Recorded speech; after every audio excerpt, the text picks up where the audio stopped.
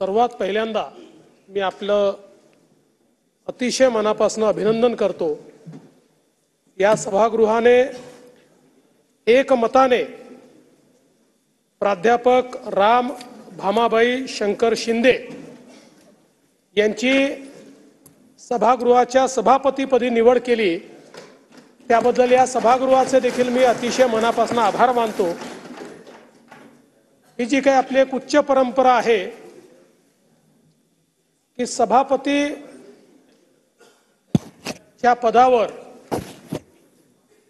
जरी नियमात निवडणूक असली तरी शक्यतोवर सर्वांनी एकमताने सभापतीची निवड करावी। या उच्च परंपरेला साजेसा निर्णय आमच्या विरोधी पक्षाने देखील घेतला। त्याबद्दल मी विरोधी पक्षाचे देखील अतिशय मनापासून आभार मानतो, अभिनंदन करतो। खरं म्हणजे प्राध्यापक राम शिंदे हे सर आहेत, त्यामुळे क्लास कसा चालवायचा याची त्यांना निश्चितपणे सवय देखील आहे। यापूर्वी देखील प्राध्यापक नासर फरांदे एक सर होते की ज्यांनी क्लास योग्य प्रकारे चालवला। रामराजे वकीलही होते आणि प्रोफेसरही होते आणि मला विश्वास आहे की आपण तसंच अतिशय शिस्तीनं पण संवेदनशीलतेनं या सभागृहाचा कारभार चालवाल याबद्दल माझ्या मनामध्ये कुठलीही शंका नाही। खरं म्हणजे सभापती महोदय, शिक्षक म्हणजे ज्ञानाची अखंडपणे प्रज्वलित केलेली ज्योत असं आपण मानतो आणि म्हणून शिक्षक हा जन्मभर शिक्षक असतो, तो शिकतही असतो आणि तो शिकवतही असतो। आणि म्हणून मला हा विश्वास आहे की या पदावर बसल्यानंतर आपण अनेक गोष्टी या सभागृहातनं ग्रहण कराल आणि आपल्या मुखातनं अनेक गोष्टी या सभागृहाने आणि पुढच्या अनेक वर्षापर्यंत समाजाने किंवा विधानमंडळाने ग्रहण करण्याच्या या त्या ठिकाणी बाहेर पडतील। चांगले पायंडे तयार करणं ही खरं म्हणजे पीठासीन अधिकाऱ्यांची एक मला असं वाटतं महत्त्वाची जबाबदारी असते, त्यामुळे ती तर आपण पार पाडालच। पण विशेषतः आम्ही सगळे बेशिस्त झाल्यानंतर आपण आम्हाला शिस्त लावाल हा विश्वास देखील मला या निमित्ताने आहे। खरं म्हणजे मी फरांदे सरांचं नाव घेतलं, त्यांच्यात आणि तुमच्यात एक साम्य असं आहे की तुमचा दोघांचाही संबंध अहिल्यानगरशी आहे आणि एक प्रकारे विचारांचे वारसदार म्हणून या ठिकाणी तुम्ही काम करता आहात। आणि त्यासोबत याही गोष्टीचा मला आनंद आहे की पुण्यश्लोक अहिल्यादेवी होळकर यांच्या 300व्या जयंती वर्षाच्या या अत्यंत महत्त्वाच्या वर्षी अहिल्यादेवींच्या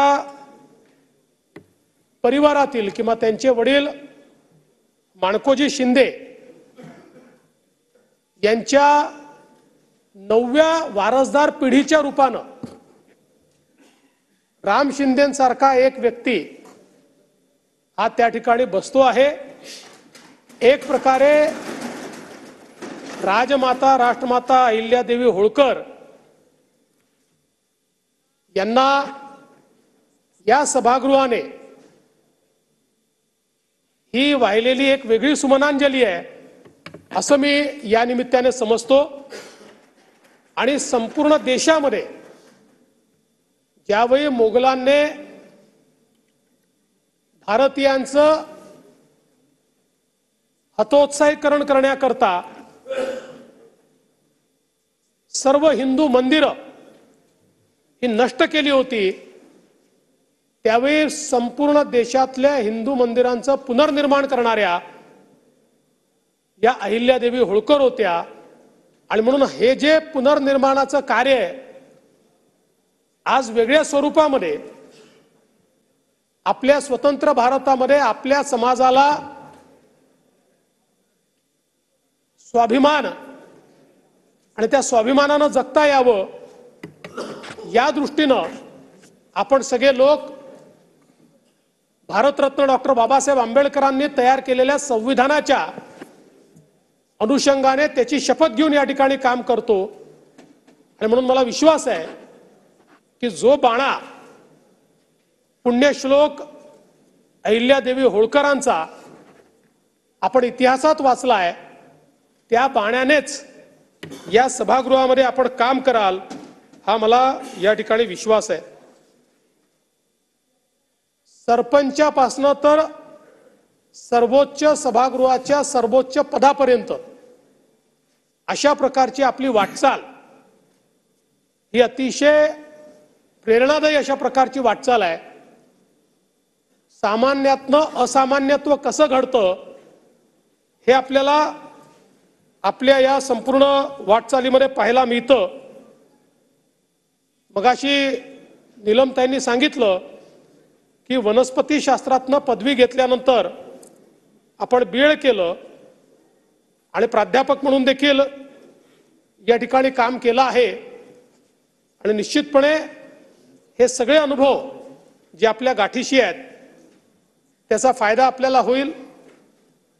चौंडी सारखं एक गाव की जे आपल्या सगळ्यांकरता प्रेरणास्थळी आहे त्या गावचे सरपंच म्हणून देखील आपण काम केलं आणि त्याही काळात सरपंच म्हणून आपण जे काम केलं होतं त्याचं कौतुक हे राज्य पातळीवर झालं होतं। वेगवेगळ्या योजना ज्या आपण राबवल्या होत्या त्याचं मोठ्या प्रमाणात कौतुक झालं होतं। आणि विशेषतः आपण संत गाडगेबाबा ग्राम स्वच्छता अभियान हे सरपंच म्हणून ज्या प्रकारे राबवलं त्यामुळे राज्याचा प्रथम पुरस्कार हा आपल्या गावाला आणि आपल्याला मिळाला होता हे देखील या ठिकाणी नमूद केलं पाहिजे। आपण चौंडी येथील पुण्यश्लोक अहिल्यादेवी होळकर दूध उत्पादक सहकारी संस्था, पुण्यश्लोक मजूर सहकारी संस्था अशा अनेक संस्थांच्या माध्यमातून विविध क्षेत्रामध्ये काम केलं आणि ज्या ज्या क्षेत्रात काम केलं त्या त्या क्षेत्रात आपण यशस्वीतेने ते काम केलं हे आम्ही सगळ्यांनी बघितलं। भारतीय जनता पार्टीमध्ये भारतीय जनता युवा मोर्चाच्या माध्यमातून आपण संघटनात्मक काम केलं। तिथपासनं तर भारतीय जनता पक्षाच्या विविध पदांवर मंडलापासनं जिल्ह्यापासनं तर प्रदेशापर्यंत वेगवेगळ्या पदांवर आपल्याला काम करायची संधी मिळाली। आणि विशेषतः आपल्या संपूर्ण व्यक्तिमत्वावर आमचे नेते माननीय गोपीनाथरावजी मुंडे यांचा एक विशेष ठसा आम्हाला पाहायला मिळतो। आपण सगळ्यांनीच त्यांच्याकडनं प्रेरणा घेतलेली आहे आणि तुम्ही देखील त्यांच्या अतिशय जवळ होतात आणि त्यांच्याकडनं मोठी प्रेरणा आपल्याला मिळाली। किंबहुना एक सर्वसमावेशक राजकारण कसं करायचं, समाजातल्या तळागाळातल्या व्यक्तींना कशा प्रकारे मुख्य प्रवाहात